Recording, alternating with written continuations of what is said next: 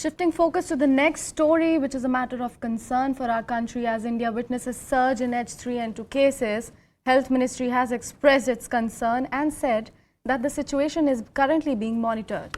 According to reports, there is also a spike in ICU admissions of the elderly and kids due to H3N2 influenza. Each state has been asked to keep account of the increase in cases in each area and accordingly put out the data. Now, Maharashtra, Gujarat, Orissa, Karnataka, Puducherry, Tamil Nadu and Assam are few states where the influenza cases are on spike.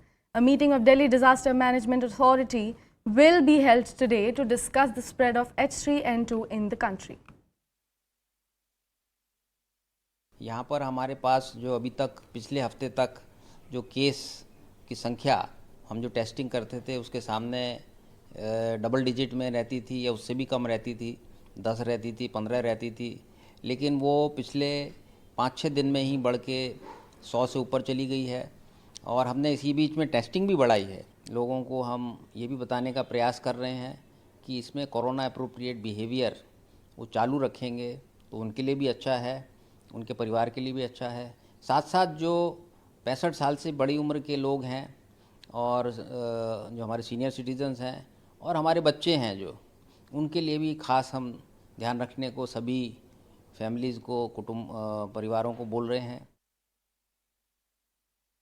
H3N2 actually दिसंबर से circulation में है। अभी तक government का आया है मार्च में, लेकिन ये दिसंबर से ये सीजनल फ्लू है जो कि 2 पीक आता है। एक तो बिटवीन जून टू सितंबर, दूसरा जो है करीबन beginning of last of November till end of March ये रहता है। ये जो है उसका वही भी है जो कि दिसंबर से हम देख रहे हैं केसेस काफ़ी है, लेकिन नोटिफिकेशन अभी गवर्नमेंट का आया। और ये इन्फ्लुएंजा एक का वेरिएंट है। तो H3N2 या इन्फ्लुएंजा भी, ये दोनों थोड़ा डेडली हो सकते हैं सिलेक्टेड पेशेंट्स में। Now, CNN News 18's Shireen Elizabeth spoke exclusively with COVID Working Group Chief Dr. N.K. Arora about influenza-like illnesses and severe acute respiratory illnesses. Listen in. We are seeing around 900 cases of H1N1 and there are about 500 cases of H2N3.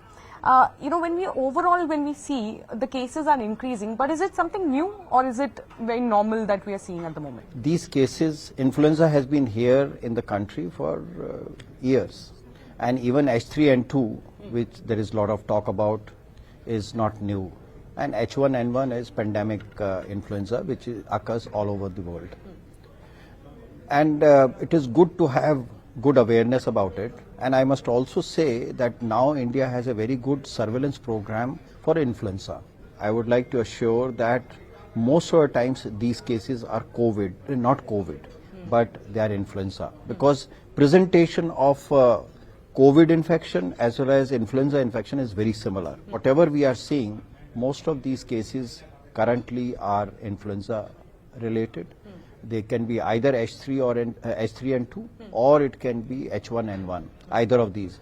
But the important point is that on the basis of symptoms, we cannot say what kind of influenza infection is this. All right, okay. But can you differentiate between a COVID symptom and an H3N2 symptom, or, because there are cases of COVID also now coming up. So how can one differentiate between the symptoms? So on the basis of clinical symptoms, it cannot be differentiated. They are very similar, but without a lab test, you cannot differentiate between the two. All right. So you suggest that if you feel that symptoms, then one should go ahead and get checked.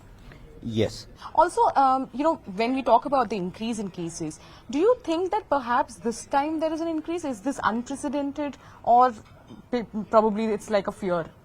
So last year during the same time, COVID was occurring in 10, 20, 30,000 per day. Within that group, 400, 500 cases of influenza were invisible. Yeah. Today, COVID cases are between 150 to 500. So influenza has become visible. So it is very difficult, but looks like that because COVID is very less, we are able to get more of these cases. We feel that there is an increase, but no. Absolute increase, very difficult to say that. All right. And also I want to ask you is that though the symptoms of COVID and such influenza is very similar, but do you think that such influenza viruses are life-threatening like COVID-19 was once?